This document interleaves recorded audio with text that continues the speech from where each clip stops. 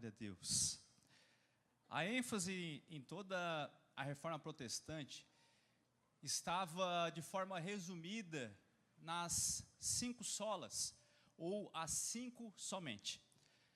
A sola Scriptura, que quer dizer somente a Escritura, foi a base onde Martinho Lutero usa para confrontar, mas não por querer confrontar, mas por querer chegar à verdade bíblica. Martinho Lutero, ele tinha algo extraordinário, porque além de monge, além de padre, ele era um professor de teologia. Então ele conhecia os originais bíblicos também. E cabe a nós entender que naquela época, o povo, a maior parte da população, não entendia o latim.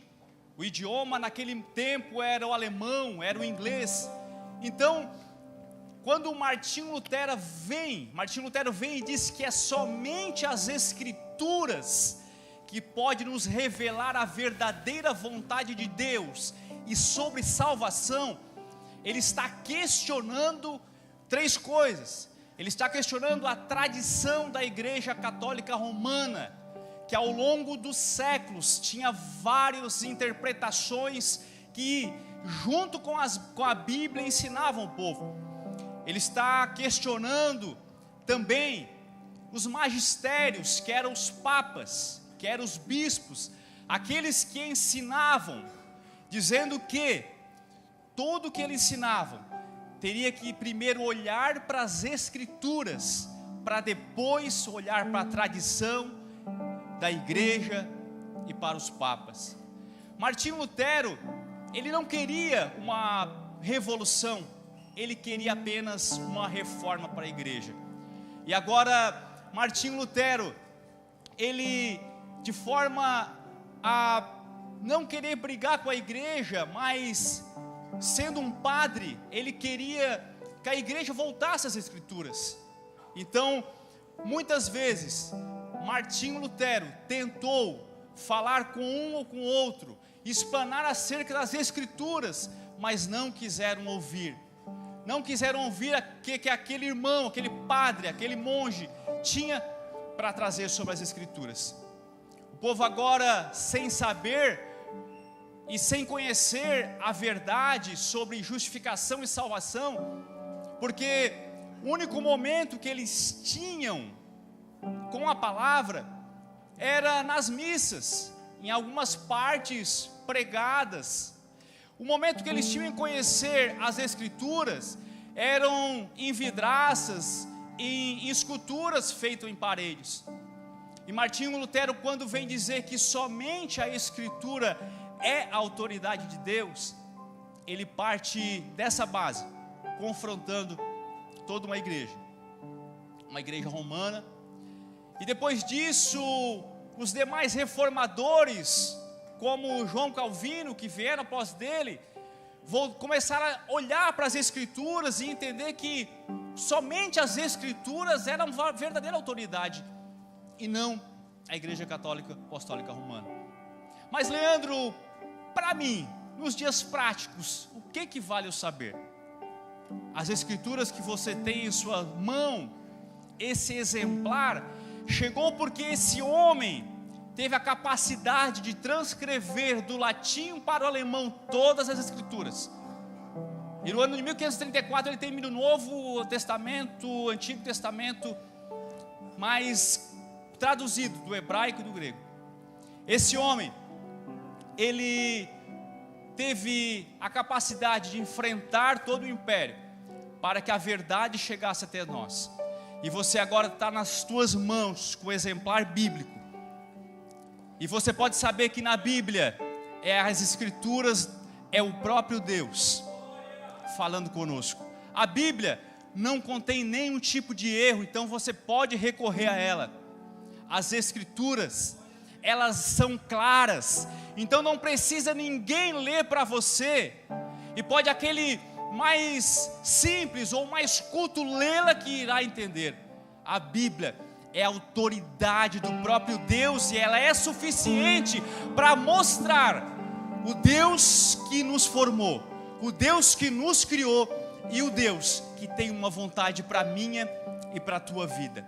Então nesta noite você tem a oportunidade de saber que a escritura que você tem às tuas mãos é a palavra do próprio Deus. Aleluia. A palavra do Senhor, ela é poderosa. E solos Christus quer dizer que somente Cristo. Outro dia mês passado alguém chegou para mim e disse: Paulo, o crente para ser salvo ele precisa passar trabalho, e o crente para ser salvo ele precisa pagar o preço. Eu falei: negativo, isso é uma linguagem do inferno. Essa é uma linguagem que não é a linguagem da Bíblia. Essa é uma linguagem que não é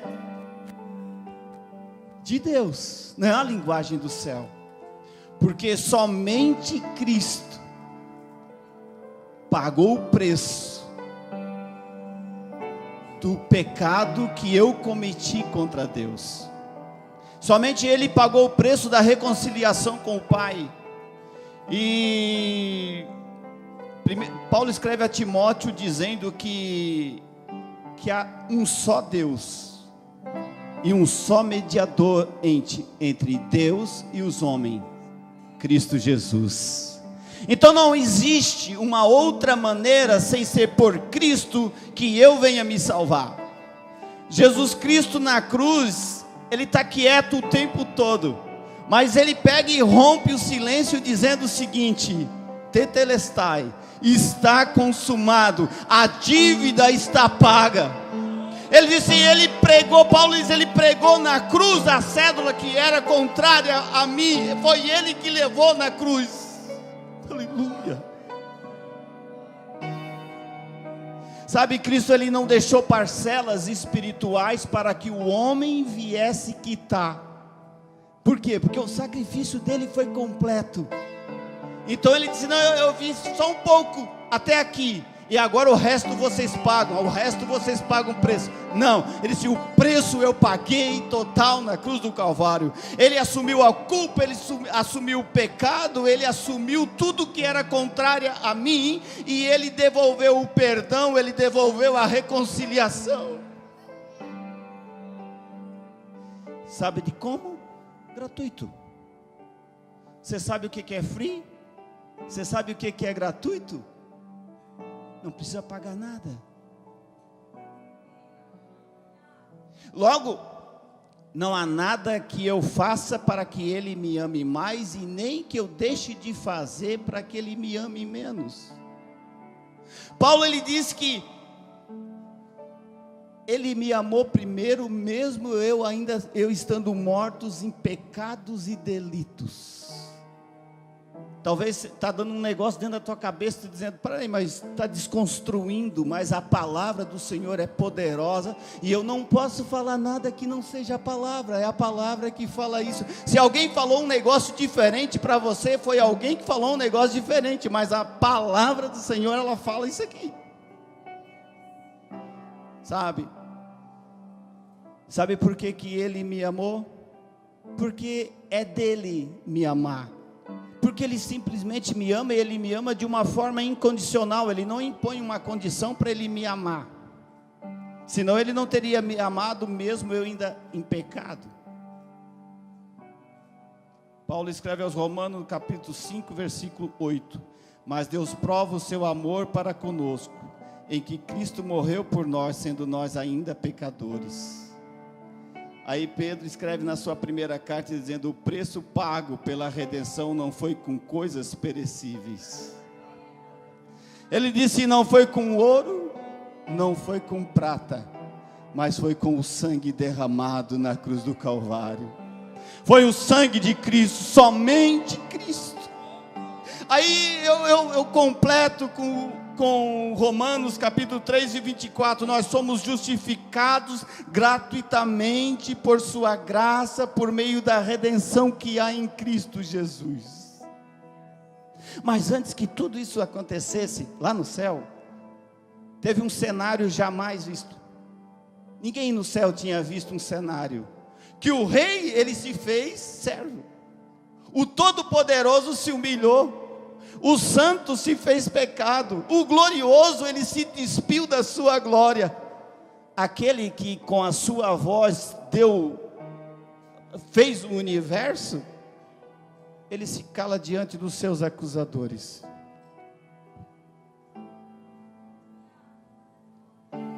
Por mim e por você. Aquele que estava no alto, sentado num trono, ele desce do trono e vem abaixo, não porque ele foi destronado, mas porque ele preferiu a cruz, por me amar, por te amar. Aleluia. Ele é o remidor dos nossos pecados. Ele é o maravilhoso conselheiro, Ele é o Deus forte, Ele é o Pai da eternidade, Ele é o príncipe da paz. Por isso que a gente deseja um dia ver Ele face a face, tocar nele, tocar nas vestes dele e dizer: deixa eu te abraçar. Glória a Deus, porque a graça se manifestou trazendo salvação a todos os homens, ensinando-nos como devemos viver neste presente século, de maneira sóbria, justa e piamente. Sola gratia, somente a graça. Você já glorificou a Deus por estar aqui? Se você está aqui é porque a graça te alcançou. Um favor imerecido, um favor que Deus nos fez. A Bíblia vai dizer que Deus olha para esta terra e não vê um justo sequer. Não via um sequer para que pudesse salvar a humanidade do pecado. Todos estavam destituídos da glória de Deus, afastados, filhos da desobediência, filhos da ira. Mas Deus nos amou primeiro. O culto hoje começou falando dela. Pastor Paulo começa falando sobre a graça. Ele começa a trazer a graça, porque tudo é por Ele e para Ele são todas as coisas. A orquestra, o primeiro louvor é sobre a graça. E o culto começa falando sobre ela. É a graça que nos sustenta. Eu poderia citar o Salmo, quando o salmista vai dizer no capítulo 3, dizendo: deitei e me levantei, porque a tua graça me sustenta. Poderia citar o Salmo 91 e adaptá-lo, o Salmo 91 dizendo: o que habita no esconderijo do Altíssimo, a sombra da graça descansa. Poderia citar o Salmo 20, quando o salmista vai dizer: uns confiam em carros, outros em cavalos, mas nós faremos menção do nome do Senhor. Uns se encurvam e caem, mas a graça. Você poderia dar mais um glória a Deus para ela? A graça te sustenta e ela te mantém de pé. Se você está aqui respirando, é porque esta graça te alcançou. Um favor imerecido. Paulo vai dizer que ela veio para salvar, e é um dom de Deus, não veio de mim, não sou eu. E ela veio me salvar de quem? Eu sempre falo isso: de mim mesmo, dos meus erros, dos meus pecados, das minhas mazelas. A graça se manifestou lá no Éden, quando o homem comete o seu primeiro erro. A Bíblia vai dizer que Adão peca, e no seu pecado, ele envergonhado se esconde da glória de Deus. Adão envergonhado então se esconde, e a graça visita o jardim e grita: Adão, Adão, onde estás? Me escondi, envergonhado, talvez atrás das matas. Ele grita: estou aqui, Senhor. Por que estás escondido, Adão? Porque eu pequei, eu errei. eu estou nu. Mas quem te mostrou que estava nu? Observa que Adão, antes do pecado, ele não via a sua nudez. Antes do pecado, Adão não tinha conhecimento da nudez. O que vestia Adão? Que roupa vestia o homem antes do pecado? Não tem uma outra explicação: a graça. O homem, na sua inocência, era vestido pela graça. Mas quando ele se afasta, ele fica despido. Mas é necessário ser vestido novamente. E ali então, de graça, Deus confecciona uma nova veste para o homem, dizendo: eu e você podemos continuar sendo um. Eu e você podemos continuar compartilhando desta vida. O que Deus quer fazer com você nesta noite é alcançar o teu coração. Martim Lutero entende bem, ele não estava criando uma nova igreja, ele estava trazendo a igreja para entender o poder da graça. Paulo, no seu momento mais de dor, ele vai dizer: tira de mim o meu mal. E a resposta vem: Paulo, a minha graça te basta. Amém?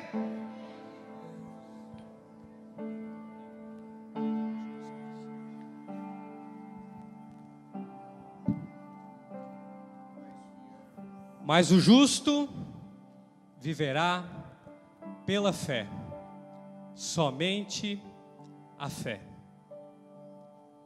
E essa fé em Cristo Jesus que nos trouxe até aqui. Foi falado das Escrituras, foi falado de Cristo, dessa graça redentora que nos alcançou. E a fé em Cristo Jesus é que nos traz a possibilidade de salvação. Não é por obras, não é por méritos, aleluia. Não foi porque eu sou bom, mas o sangue de Jesus Cristo, aleluia. O sangue puro carmesim, aleluia. É essa fé em Cristo que nos salva, que nos justifica perante o pecado. E essa fé em Cristo está disponível a todos, aleluia, sem distinção de pessoa, aleluia.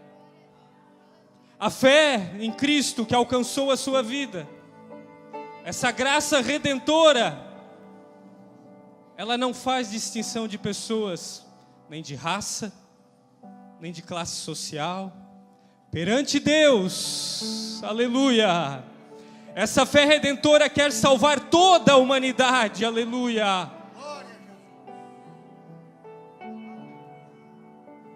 Essa justificação pela fé em Cristo Jesus, aleluia, ela pune o pecado, pois Cristo tomou sobre si as nossas pisaduras, derramou o sangue puro carmesim, aleluia, verteu água e sangue na cruz do Calvário, aleluia. Abriu a salvação para a humanidade. E o extraordinário que Cristo, Ele não nos imputou os nossos pecados, aleluia, mas tomou sobre si as nossas pisaduras. É essa fé que nos faz caminhar, é essa fé que nos guarda, é essa fé que faz você avançar dia após dia. Glória a Deus! É essa fé que te colocou aqui hoje dentro desta igreja, aleluia. É esta fé que te dá força para caminhar, meio às dificuldades, meio às tempestades, mas Cristo está contigo. Aleluia. Quando Cristo nos justificou na cruz do Calvário, esta fé que você crê em Cristo honra ao Senhor. quando você entregou a sua vida a Cristo, mediante esta fé redentora, isto honra ao Senhor, aleluia. Por isso, meus irmãos, que o justo viverá pela fé, e isso não provém de nós. Não adianta o que você fizer aqui na terra, não trará salvação a você, não, porque a fé é mediante o sacrifício de Cristo. E por isso, meus irmãos, a glória sempre será de Deus. Aleluia! A glória sempre será de Deus. Louvado seja o nome do Senhor nessa noite especial e maravilhosa. Já ouvimos aqui alguns ou quase todos os pilares dessa reforma protestante, e temos ali o que fala o último: soli deu glória.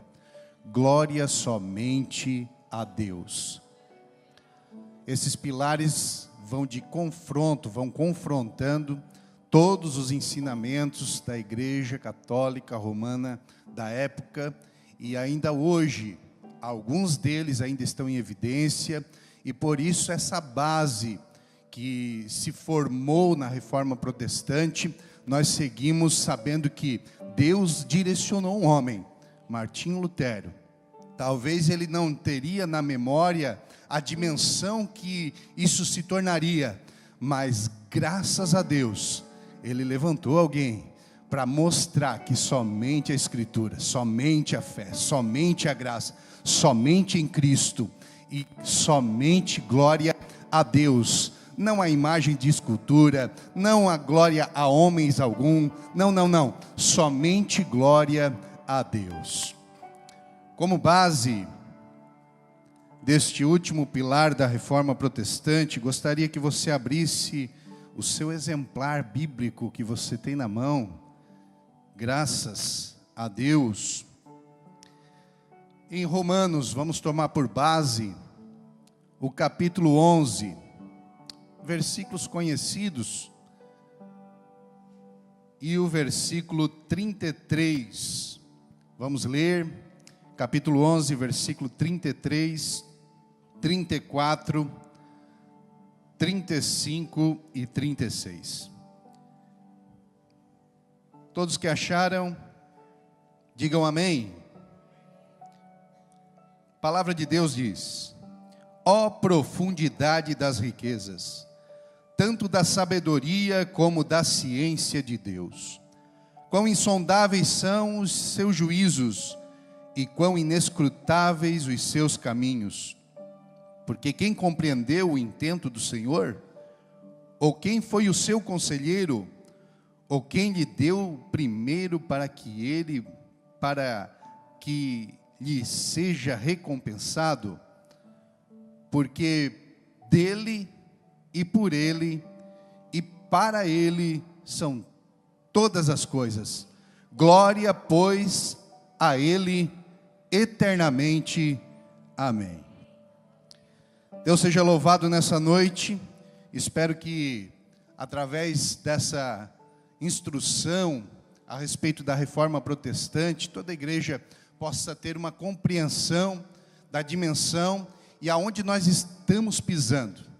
A verdade é, o apóstolo Paulo, nessa carta aos Romanos, ele vem tratar de alguns assuntos principais e muitas bases bíblicas a respeito da Reforma Protestante também saem de Romanos. Por exemplo, a justificação pela fé, a salvação pela graça.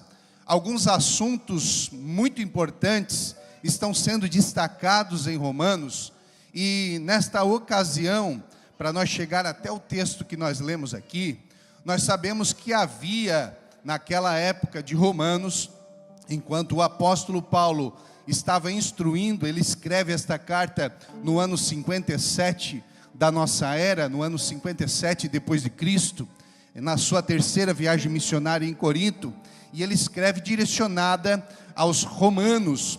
E ali havia então duas entidades, vamos dizer assim, duas etnias, os gentios e os judeus, que estavam fazendo parte desta igreja.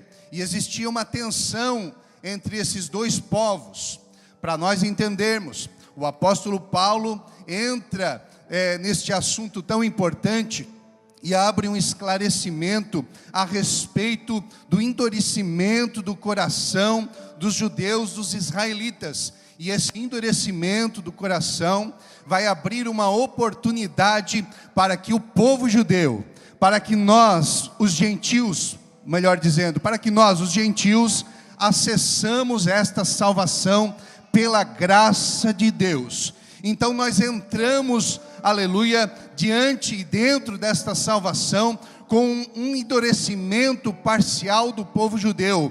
A Bíblia vai dizer em Romanos 11 e 25, que diz assim: porque não quero, irmãos, que ignoreis este segredo, para que não presumais de vós mesmos, que o endurecimento veio por parte de Israel, até que se complete, ou até que a plenitude dos gentios haja entrado. Ou seja, esse período, esse momento, esta oportunidade, esta porta aberta, fez com que Deus, que é soberano, aleluia, desse a salvação a todos os homens, todos os homens. João capítulo 1, versículo 11, vai dizer que ele veio para o que era seu, aleluia, mas os seus não o receberam, mas todos quantos o receberam, quantos receberam aqui? Todos quantos o receberam, deu-lhes o poder de serem feitos filhos de Deus, aleluia, nós somos chamados filhos de Deus. E este ensinamento, esta abrangência da salvação, ela engloba, claro que sim, a soberania de Deus, porque Deus, aleluia, na sua onisciência, Ele traz também todos os gentios junto a Ele, para que essa salvação seja então, aleluia, efetivada em nosso coração. Nós sabemos, aleluia, a partir do versículo que nós lemos aqui, o versículo 33, que o apóstolo Paulo agora meio que deixa a sua teologia, o seu ensinamento de lado, e ele compreende no coração, aleluia, isto aqui é o ápice, aleluia, da teologia paulina. Ele compreende no seu coração que Deus é onisciente, aleluia, a profundidade do seu conhecimento excede o entendimento humano, por isso que nós temos que confiar, aleluia, somente em Deus. E a base deste último pilar está no versículo 36, porque dele e para ele, porque dele, por ele e para ele são todas as coisas, porque dele, ele é a origem de tudo, ele é o Deus de toda a criação, aleluia, é ele que é o soberano e cuida do seu povo e da igreja, aleluia, louvado seja o nome do Senhor.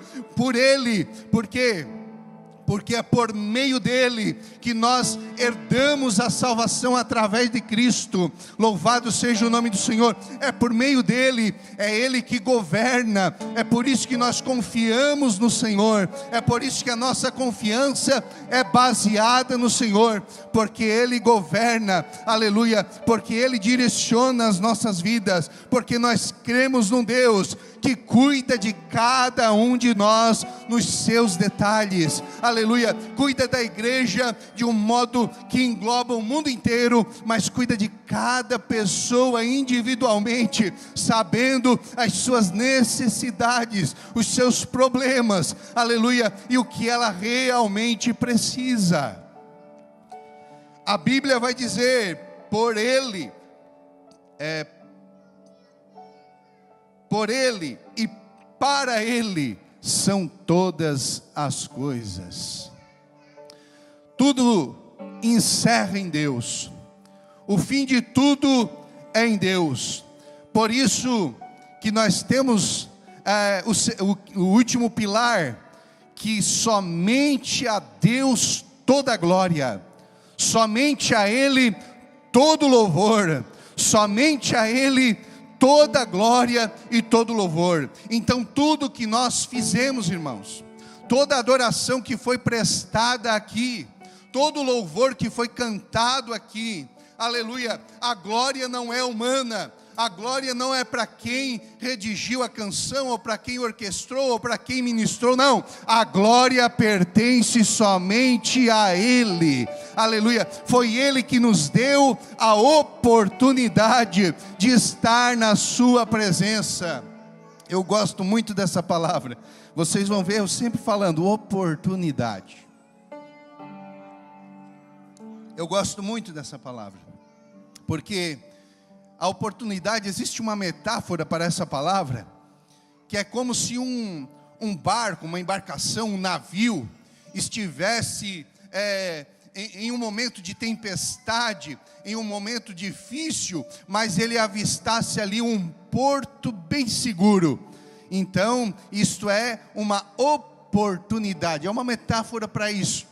Talvez você esteja passando por situações semelhantes, ou, aleluia, semelhantes ao navio, com tempestade, com ventos fortes, com tantas coisas. Eu quero dizer para você nesta noite, que através da palavra de Deus, que foi ministrada aqui com os que nos antecederam também, aleluia, Deus abre este porto seguro. Então é uma oportunidade, para quê, irmão? Para que você tenha sucesso na vida, para que você tenha sucesso na vida, louvado seja Deus. Então através da palavra, Deus abre esta oportunidade para você. Por isso que toda a glória é para Ele. Quando pregamos, irmão, a glória não é do pregador. Quando cantamos, a glória não é do cantor. Aleluia. Quando falamos, não. A glória é somente do Senhor. E todos entendem isso. Por isso que nessa noite especial, nós fortalecemos esse momento aqui da Reforma Protestante, porque foi o ápice da história, como o presbítero irmão Leandro falou aqui. Foi um momento muito crucial e um divisor de águas para a igreja no século XVI. E você faz parte desta história. Hoje você está conectado, hoje você está ligado com a palavra de Deus. Antes não podíamos ter ela em mãos, aleluia, mas hoje você está ligado, conectado com a palavra de Deus. Deus, Ele é fiel, e eu gosto muito dessa palavra aqui. Ó profundidade das riquezas, tanto da sabedoria como do conhecimento ou da ciência de Deus.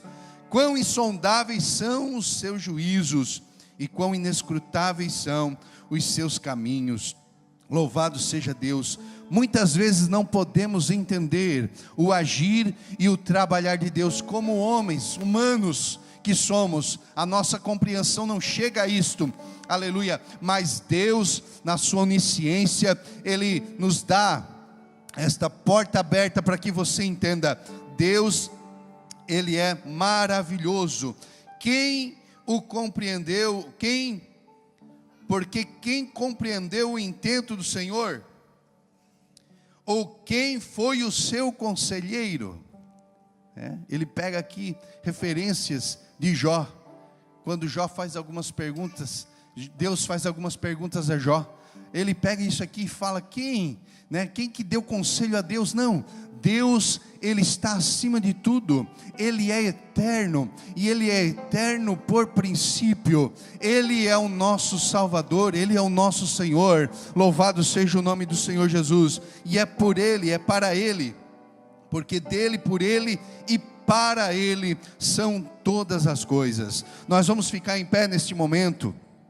Nós vamos fazer uma oração, aleluia, vamos orar a Deus nessa noite, e eu tenho certeza que você vai sair daqui instruído pela palavra de Deus, com seu coração alegre, sabendo que você deve glória não a homem algum, não a autoridade alguma, e nem imagem de escultura, como foi falado aqui anteriormente, mas você deve glória a quem? a Deus. Você deve glória a Deus. Que Deus abençoe todos que participaram aqui, que falaram muito bem de cada pilar desta reforma protestante, o qual também nós seguimos com graça de Deus.